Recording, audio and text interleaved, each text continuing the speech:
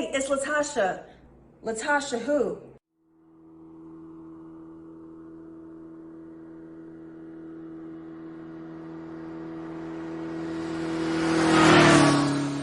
I am Latasha, TV writer and producer, bringing you another new story. This time, I am talking about love. This story follows a Brooklyn pistol who's evaluating her journey of love between 1 out of 3 suitors and reviewing it on her podcast using the guidance of historical women from the past, such as Maya Angelou, Bell Hooks, Toni Morrison, to define a new way for today's women to go about love. But she is to discover that the cause and cure from her detachment of love is due to the estranged relationship with her mother, and therefore the title, She Loves Me Not.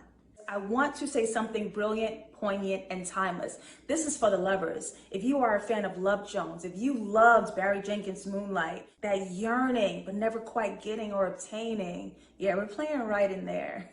And I've got a phenomenal team. I wrote it, my guy here, Tristan Taylor, directed it, my girl here, Brittany Janae, is gonna shoot it, and my guy here, Ade, is gonna produce it. Now, this is the moment where you guys have the power where you can get involved. So when you join this campaign, you will get a customized portrait of roses featuring your beautiful face. Or if you're a lover of film, Tristan is going to design a director's book with all of his show notes, shot lists, inspos, and of course, exclusive photos and videos from the cast and crew. So this is it. Join the She Loves Me Not crowdfunding campaign today. Pledge and make sure you follow us on all of our social media pages that you can find on Instagram, Facebook, and X, Twitter. So make sure you guys get involved today, and I'll see you on the internet. Hello, everyone. My name is Danielle Young. I'm your host for this evening's chat, the She Loves Me Not chat number 4, the finale.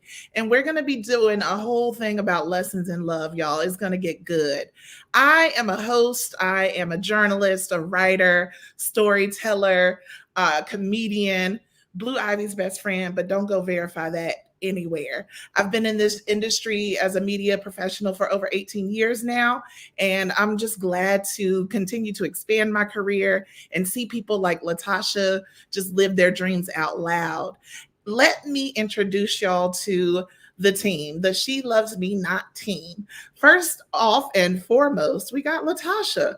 Latasha who? Latasha, our girl, the She Loves Me Not writer and the creator. Latasha, get on in here while I'll talk to them about who the F you are, okay? Latasha is not only just the creator and the writer of this amazing story, but she is an LA-based WGA TV writer who developed an original series concept with Netflix via their Created By initiative.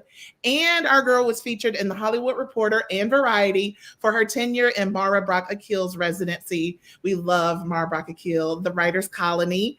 And if y'all are paying attention, you got to see our girl Mara and Latasha in conversation for She Loves Me Not. Hey, Latasha. Hello, Danielle. Thank you so much for hosting our finale. Of course. Thank you for having me. This is, like I said, this is amazing. We are seeing you live your dreams out loud in real time. And I love that you are sharing this with us. So thank you for having me. Let's keep going with your amazing team. Next up, we got Tristan Hill. Tristan is our director, okay, of She Loves Me Not. Tristan, get on in here. Tristan is an award-winning film director and writer from St. Louis who created the short film Foxes. It's a depiction of the necessity of mental health for Black men. Amen. Yes, hallelujah. His clients also include Red Bull, Black Lives Matter, Amazon Music, Netflix Strong Black Lead, and we could go on. But Tristan, how are you feeling? I feel great. Thank you for being here. I'm excited to, thank you for having me. I'm excited to hear about your lessons in love, okay?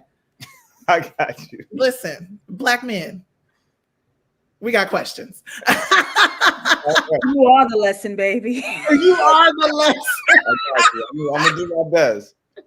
Yes. Okay. We got one more team member on our She Loves Me Not chat for tonight. Ade, get on in here. Ade Johnson, our producer. Now, Ade is a proud HU Yes. You know, my fault. I didn't know you was. I didn't even know. I feel like they saying it at home for sure.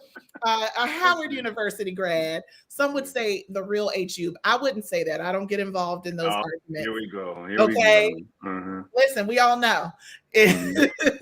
Our boy went from law into entertainment over the course of the pandemic to tell stories about the diversity of the Black community with his production company, the Runtime Studios. Ade has created the festival-winning short film "Good Day," which was featured in Revolt TV's Short and Fresh HBCU segment. What's up, Ade? What's up, y'all? What's up? So happy to be here for our final chat. This is amazing. It's been an amazing run. Yes, I'm so excited to be a part of y'all's finale. And also, before we get started, I want to shout out the She Loves Me Not new team member who is not here with us today, but just giving Shelby a little shout out. And Shelby is a co-producer. So just, hey, Shelby, we love you, girl. Hey, Okay. Shelby. So are y'all ready to get into this? Ready. Yes. Ready. So our focus is lessons in love. Okay. So first we got to start with you, Latasha, because you told us a little bit about this this story, but can you tell us how She Loves Me Not shows us or has us contemplating around lessons in love? Absolutely. You know, I spent so many years with the wonderful, the beautiful Aisha K. Faines, learning right beside her in the Grapevine TV, where she taught millions of women how to empower themselves in every area of their life. And that's love, career, life, self. And sitting next to her for all before we lost her in 2021, she turned my mind around about so much. I think as Black women, we settle. We are taught and groomed to settle. We are socialized to not ask for anything. We're socialized to be expected to suffer in so many areas, to have the crumbs that are left over that, you know, after everyone else helps themselves. And I'm over that. You know what I mean? I'm over that. And so, in this love story, and She Loves Me Not, we are following this spunky hot girl intellect Brooklyn Pistol who is running her podcast, and she's reviewing her love life with 3 suitors.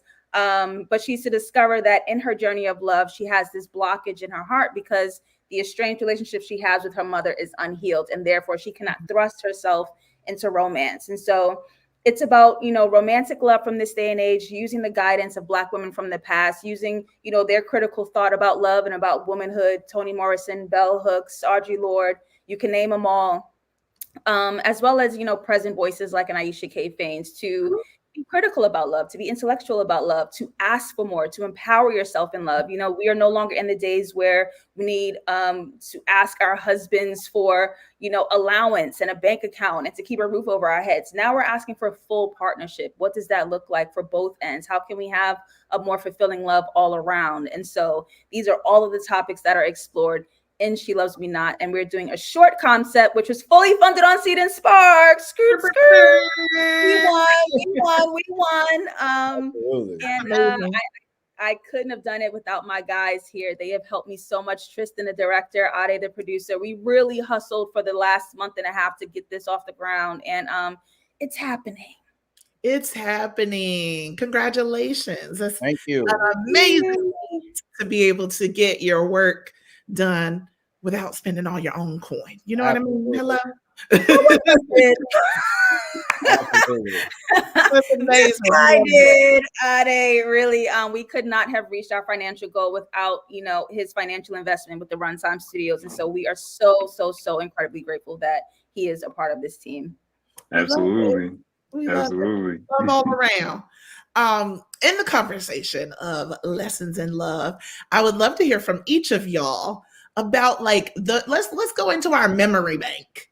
Let's go into the very first lesson that you believe that you got when it comes to love. And I would love to lean into the romantic side, the dating side, and talk and take us back. Y'all are, storytellers. So take us back to where and the who, the lesson that you learned in that first experience. And I'm going to start with my boy, Tristan. Oh, thank you. That's beautiful. I think I would say the lesson that I learned was maybe vulnerability. To go back to the first time that I think that I've been in love with somebody was probably last year. I think last year is the first time that I've ever said I love you to a romantic partner. And I'm 36 now, so it took a long time. But I think in that it took a lot of learning vulnerability, learning conversation. I think that I tend to be a very much like to myself, my problems on myself, not speaking in situations that we may have conversations that don't go well, and not sticking up for myself, not being open to like, this hurt my feelings. I need to tell you why I hurt my feelings so that I get it off my chest instead of holding on to it for so long. So I think regretting not saying things when things needed to be said for the good of the relationship is what I learned, and learning to just be open that like I might not always have it together. So I need to like let you know that I need help in this conversation. I need to like find a way to help in a healthy way to stand up for myself at the same time. Wow, that's a big lesson. Mm-hmm. Vulnerability is she's a tough cookie. It's a tough one to have love and to be that open. And it took you how long? You said 35 years. It took a long time. You know, a lot of fuckboy years mixed in there. A lot of not waiting for the people, not staying in situations that I think could have grown. Very like, I don't like this and I'm out because there's other options out there. And then, you know, regretting that later on and having to deal with that. But yeah, last year was the first time that I said it out loud. And it felt very free. Also, it felt very weird for it to be my first time. Well, congratulations for putting yourself out there in that way. I know that there's probably 1,000,001 people out there that feel that same way. So you know, you ain't by yourself. I thought you were gonna say that was in love with me, and I was gonna agree with you, but it's not safe. It's not safe to jump into love with Tristan. It's scary out there. It take him too long. Absolutely, it take him too long. But at this point, you're a grown man. Do you feel different? Yeah, I feel different. I feel a lot more open to it now. I definitely I've always wanted it.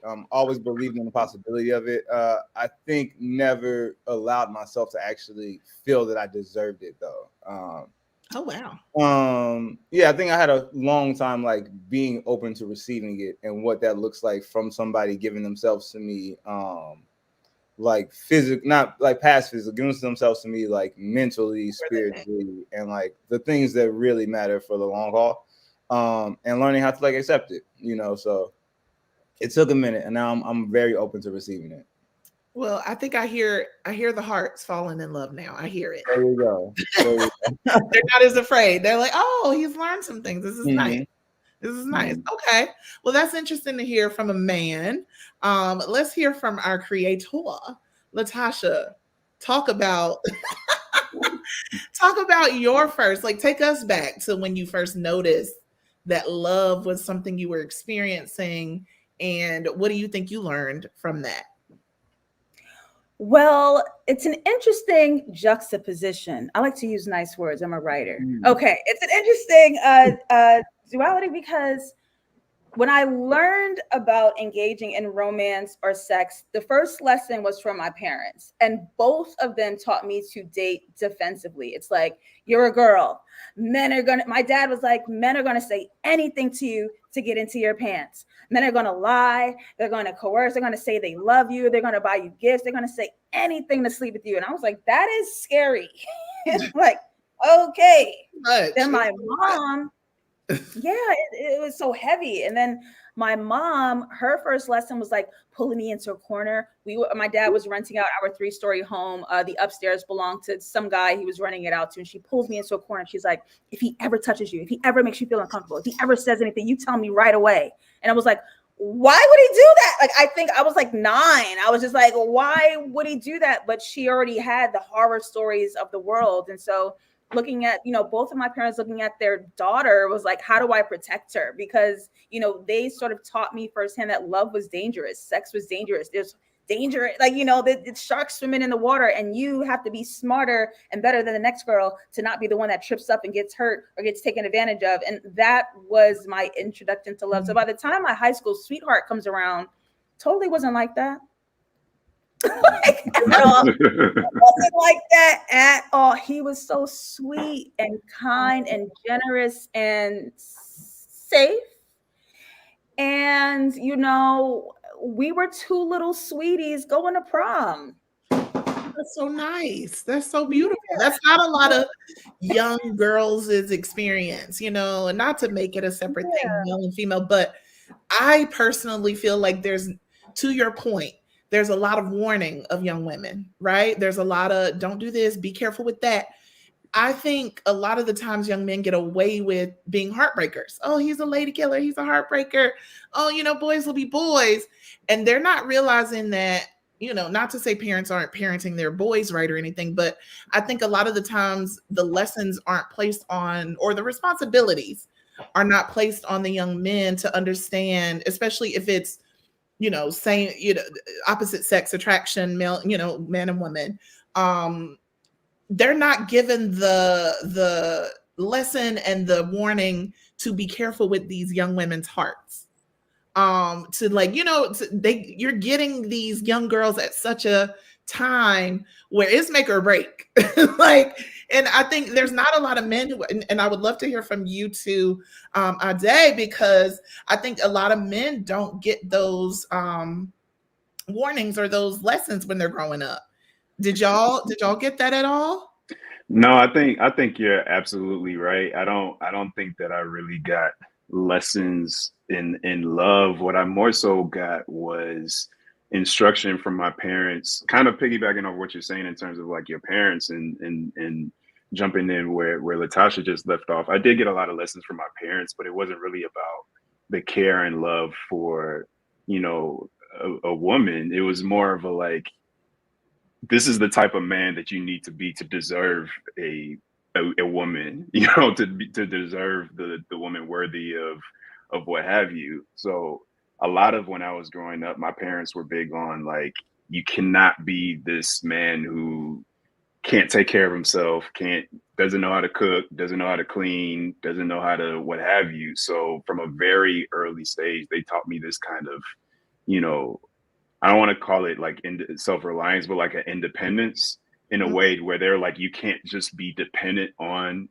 your wife, your future partner, your girlfriend or whatever, you know, in terms of who you are. And that it may not necessarily be a lesson in love to your question, but it was a lesson in partnership, I guess, and in what you I don't want to say bringing to the table because that just opens a whole can of worms. Like that whole phrase is triggering at this point, but kind of in a way, it's like, what is your contribution to this relationship? That was one thing that like my parents were really big on for me.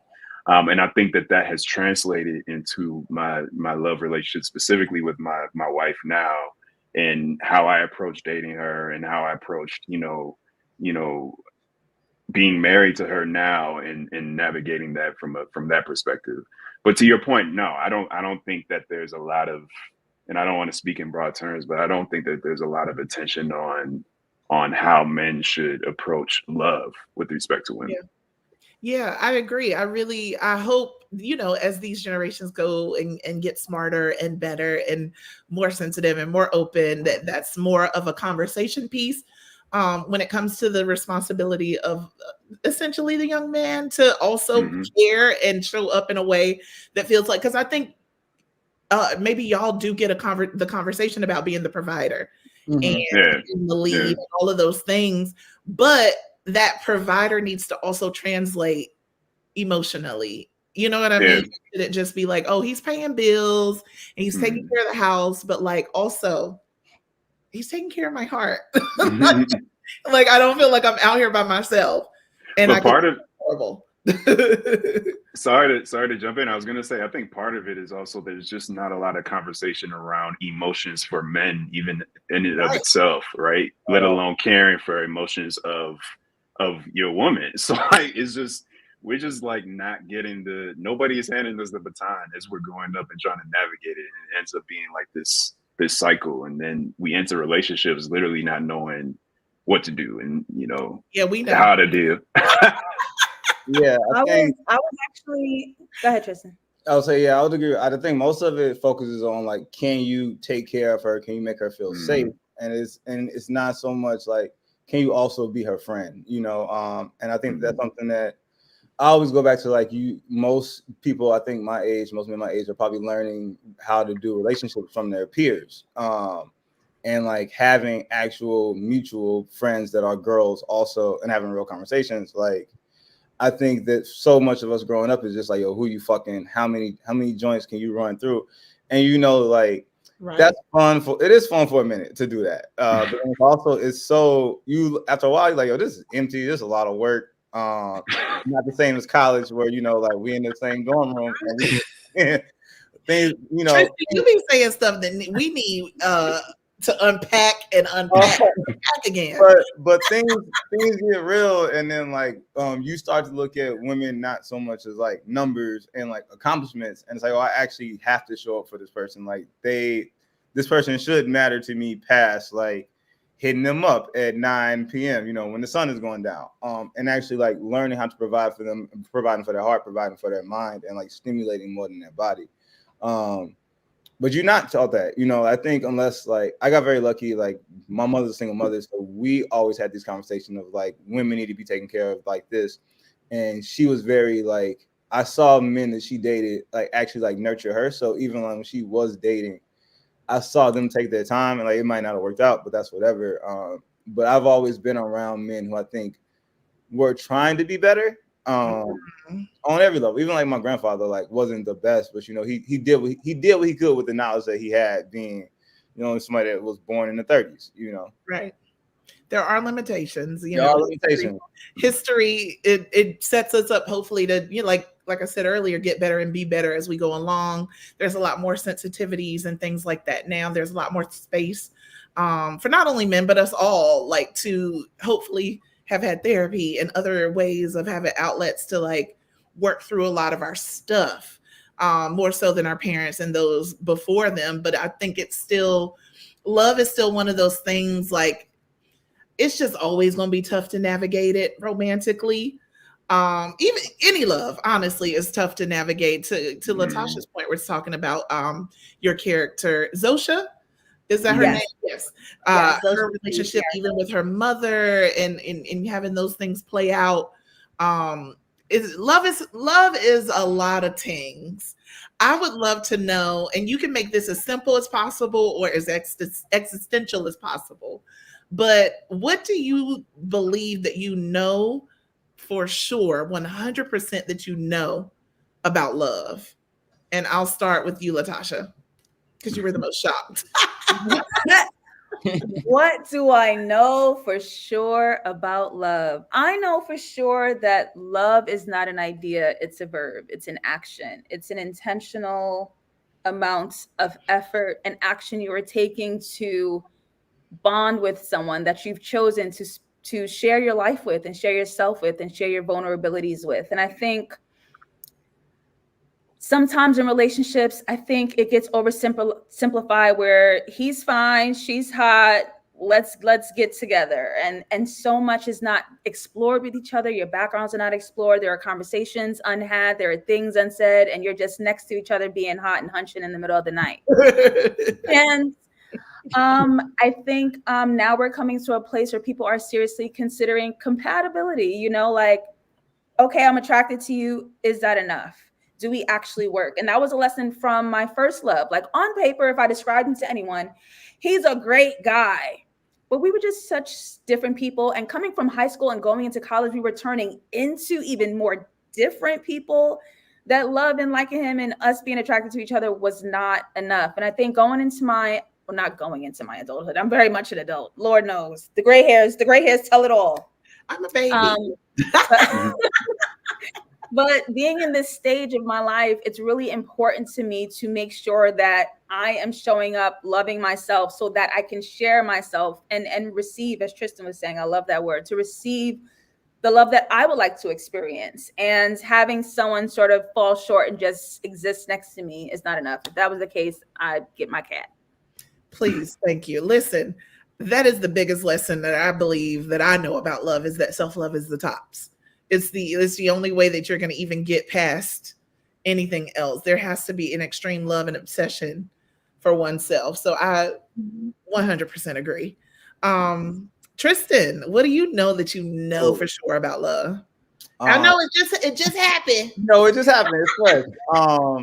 But I would say it's worth it. I would say whether it lasts forever or lasts for a season. I think it's definitely something that was worth experiencing. I think it'll be something that's worth experiencing again.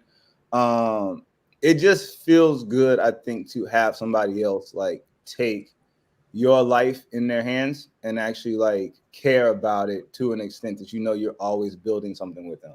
Mm-hmm. That is good. To not be alone. Love not be alone. Yeah, that's beautiful. I love that. Mr. Runtime. You married, you locked in. What married, sure. Married, locked in. The one thing that I would say, and it's because Latasha, you took a lot of the ones that I was actually gonna mention, but one that I really one that I really do want to harp on is that you can't love somebody if you don't love yourself. That self-love aspect that we were just talking about. I think that there's, and it's funny because I think that I don't think that we talk about that enough, in the sense that like I think that there's a lot of insecurity, a lot of just self-doubt that comes with entering into relationships, and then when you're in the middle of it, you're almost inviting somebody else to further this feeling of self-doubt and this feeling of insecurity, and you project that onto your partner, and you can project all of that kind of showing up in your relationship that kind of gets in the way from having like a solid positive relationship. And I think a lot of it stems from like not your own insecurity, not loving yourself, and not really understanding who you are as a person. So it sounds cliche, it sounds like a platitude, but I definitely think that like understanding oneself, understanding your self-love, having self-love about who you are, not pretending to be somebody that you're not just showing up in a way that you think that you want the other person to show up, I think is a huge thing, honestly. That's real. I think it's so interesting to hear that, because it makes me think about like I know everybody know and love Miss Tabitha Brown, but she always talks about being free, right? In the sense of her being able to live her life and just be and have this feeling of freeness and freedom. I think a lot of people, to a day's point, a lot of people do end up not walking in that freedom and end up doing things, maybe even dating people that they don't really like. Latasha, I think you kind of mentioned compatibility being almost a new thing. But it's so interesting. You end up not being free because you're basing your decisions and I love it on like not real, I don't know myself all the way. Like you're basing decisions on that. And sometimes you could get lost in this euphoric feeling, this fleeting, thing, instead of it being like really rooted in love and based on more than just some attraction. 100%. Yeah, I love to hear that thought process, especially from men, because they lead with their eyeballs.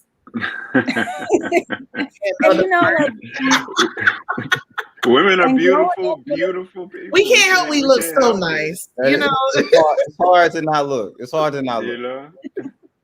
And that being said, growing up with my girlfriends, just having this sort of coming to life, I've watched so many of them make themselves smaller in relationships. They stop asking, they put up with disrespect, they put up with being indignified, they allow such nonsense, and I watched their light go out, and they stop being creative, and they stop being smart, and they stop having ideas. And it breaks my heart, each and every friend, each and every relationship. And, I'm the single friend on the side, like, why are you allowing that? And it's sort of like they look down on me because, well, at least I'm the one. Yeah. And the answer is, well, I'm the one in a relationship. So you are lessening yourself, and you are being disconnected from yourself for the sake of being partnered. And that's where patriarchy and misogyny comes in and brainwashes women to disappear. And we don't have to disappear. Love is alive. And like, love is good. Yeah, there's a fullness to love that should exist. Like if it's causing you to diminish, if it's causing you to like make yourself lessen and shrink, that come on, let's be that ain't what love look like, at least for me. And it's sad to see that, especially for women. I do not want to sound like a man hater, but it's so funny that is like my experience as well. People I know myself, you go through so much to be in love, and I don't hear men talk about it in that same way when it comes to being in love. Well, I will say that I think that, because I definitely think it happens. I know some. I could have some examples at least of men that have experienced that. But I think part of it is that the language around it. Honestly, I think it's also just not. It's not supported. Like one of the comments in the chat was, someone who was really sad about a girlfriend and went and talked to his boys and his boys clowned him. Like there's just this lack of, there's this lack of kind of empathy. And it's happened to, I feel like every last one of us every guy has an example of being laughed out because either one girl played us or one girl that we was trying to get at, paid us dust or what have you. And it's a joke. It's funny. It's like, oh, you weak, whatever. And from my perspective, like, I think that's the aspect of why, like, you don't see a lot of men talking about that, because I do think it happens 100%. I do think it happens. The new thing is ball up top. That's what they're saying now. What is that? Ball up top? Ball up top. It's like back in the game. Check it back in. It is what it is. Turn the game over. Pass the ball. Man, I swear. Instead of feeling the feelings and letting your boy feel his feelings too. Yeah, but I think like it is something to because I've talked to Ade about breakups. My last one, me and Ade had a bunch of conversations. When you get good friends that you can talk to them about, then you do get those conversations that rebuild you up, that make you want to go back out there and do it again. And they'll still sprinkle. What I do like, they'll still sprinkle some. You still got to go out and do something. Go out and have some fun. Go out and do whatever. So it's a mix of both. It's a mix of both. You need both sides to help you get through it, because you do need those laughs also. Yeah. What I'm hearing is more love in the men's group chat. More love. There needs to be more discussion of love in the men's group chat. Y'all need to be handled with more care. Before I get out of here, I would love to ask y'all one more loving question in this Lessons on Love chat. Are y'all ready? Yes. Yeah, we ready. It's not your life, so it's, but because we've all reached a certain age and we've learned some lessons, and hopefully have become knowledgeable about love in a way that feels like you can apply it. Have you at all changed your approach on how you love or how you go into love? I'm gonna go to Latasha first, because I want to know if you have still armor up, because the thing you said about the cat scared me a little. Don't. Listen, you've got a dog. I can get a cat or a pig. It doesn't matter which one it's gonna be. It's gonna be like really cool. Yeah, it's gonna be like a really cool roommate. No, I definitely have an armor up, because if I were delusional about love, the world would call me stupid. Here's how this goes, right? So I think misogyny weaponizes language for women. When we grow upwards towards 40 and we're single, we are damaged goods, we're bitter, we're angry. Like, there's a lot of negative connotations, but the reality is the fact we're learning our lessons. And this is what lessons learned have looked like. Well, okay, the last guy I dated treated me this way, so let me look out for those signs. The last guy, presented himself in this way, but revealed himself to be this way, so let me look out for those signs. And we are smarter and dating defensively, so we can start choosing better guys, because once we share that we've been hurt, we've been embarrassed, we've been humiliated, we've been disrespected, that's also the feedback. Well, choose better men, pick nicer men, be smarter. You should have known who he was. And like, there's a lot of like blame and shame when women make mistakes in love. And so I want to protect myself. I want to be smarter. I want to prove to myself that the lessons have been learned, and I want to ask for more. And so, yeah, I sort of have a willingness to try again, to get back on the horse, ball up top, but to be smart about it. Ball up top. Ladies, put the ball up. Smart about it. Smart, but there you go. I'm in here acting a fool. I love it. That's smart. I think I'm in that boat as well. What about you? Well, Ade, I know we have our wife. We're not about to look for more love, but there's always extra abundant love outside of that. Do you approach love with your homeboys differently, with your family members differently? Well, honestly, I mean, I would even put it back to my wife, because as we're going, like, we've been married for some time now, and we're changing our approach to love and discovering that each other and what, love looks like for the other person. We talked in our first one about love languages, and about how, like, one of the key pieces of love languages is that you have to love the person how they want to receive love, and not the way that you are inclined to give it. Mm-hmm. So there's a lot of lessons in trying to navigate that, because it's easy to just rest in, well, no, this is what I would want, so I'm going to give that, but that's not necessarily what your partner wants, right? But one thing that I will say that I've learned over the course of our marriage, and the course of, we've been dating for almost 10 years now, is I've learned, or I'm learning. If my wife was in here, she'd be like, well, hold on, learning, put an ing on that. I am learning how to be more vulnerable, honestly.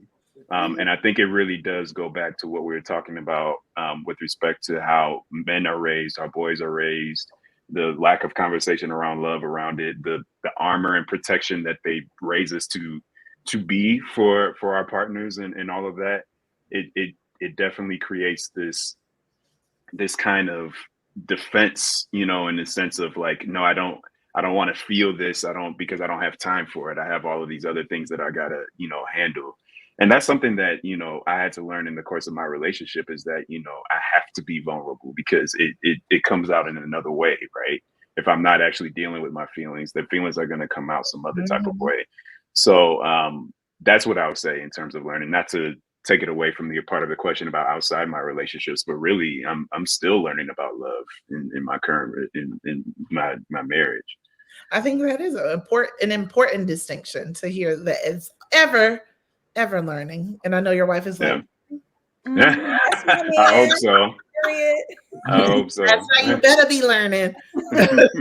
No, I love that. And honestly, if we can push the message to everybody, not just men, that vulnerability is strength and that is powerful, it wouldn't be, something as scary, to want to open up like that. Mm-hmm. So I love hearing that. And then Tristan. And then your approach. I ain't getting left out. I think, going about it in a way completely different from where I was going about it before. So I would say I'm not guarded at all right now. Completely open for everything. Open about myself. I'm going into it now with whatever the situation is. I want to leave knowing that I put my best foot forward, and I was open to it being everything that it could be, as opposed to the last 35 years of my life. So I think that I would say that mine is a lot more intentional, and like letting it develop in whatever way it's going to develop, and just ride it out. I know that's right. We're open.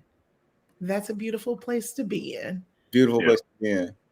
Well, I'm so glad to be able to chat with y'all during this love fest of a finale. And we talked all about a couple of lessons in love. I'm going to make my graceful exit, but I hope y'all Danielle. Thank you so much.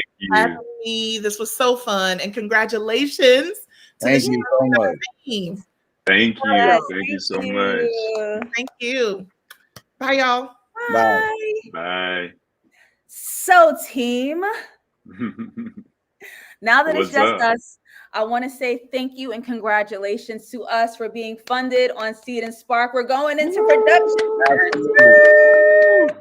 Yeah. So I guess I want to check in with you guys as we move into next steps. What are you guys most looking forward to from this point? Ooh, I do you want to go first? You already started talking. Go ahead. Go ahead. I'm looking forward to getting started. It's funny because there was a tweet that really resonated with me yesterday, and it was talking about how so much of us as like filmmakers put stuff off for fear of failure and all these things. And I retweeted and I was like, I think that the fear that I fear the most is like the fear of success, of like what happens after the thing is out and it resonates with people, and now more expectations are placed on you as a creative. So I think I'm excited to see what that feels like once we've done the thing, once it's out, how the world resonates with it. And I think also, like, for me, my favorite thing as an artist, I like to say that when you see the aftermath, the art's already been done. Like, for me, it's actually being in it and making the thing. So I'm really excited, to be able to be back on set, be able to work with y'all, do script rewrites in real time, line when we want to change the line and everything. And for me, my most happy moment, there's a moment on the first day, like nothing's been shot yet, everything is set, and everybody is waiting for like me to say action, and it's the most like freeing feeling in the world. Like, this is actually really about to start, and then the roller coaster takes off. So I'm ready to get back to that. Hell yeah. What about you, Ade? Well, one aspect for sure is, as you know, we've been having chemistry reads and they've been going great, and we're like, oh snap, we might have something here. We might actually be able to pull this off, type of thing. I think seeing that, honestly, getting to the point of like, we're at a point to, all of the work and the words are now going to be put, in front of us. The action of those words is very exciting to me. I'm also excited to be on set, and I'm honestly excited to see how everybody takes their own approach to what you wrote, Latasha, and bring their own energy, their own originality to it. I'm excited to see how Tristan directs it. I'm excited to see how Brittany shoots it. Like, I just feel like there's going to be so much that combines between all of these, from my perspective, incredibly talented creatives, to bring this story to life. So I'm really, it's one of those things where it feels like any production feels like a long time coming, and it's like you just working all of this time just to get up to the day of the shoot. But I feel like the work in getting there and then finally seeing it in action is beautiful, and why we all want to do this. So really excited to get to that point. What about yourself? Me too.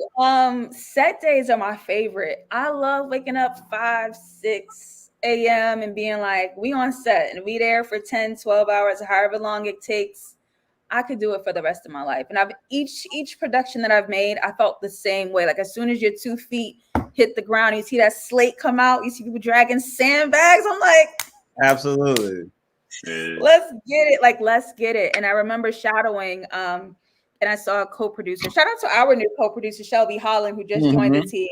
Shout out to Shelby. Shout out to Shelby. Yes. She's a knowledgeable and helpful force that have joined. But go to our Instagram to see her. And I remember shadowing on set, and this co-producer was like, I hate this. It's so many days. It's so long. And I prayed right there. I was like, I hope I never feel that way. I hope I never feel that way. Like, I can't wait to go home and get off the set in my career.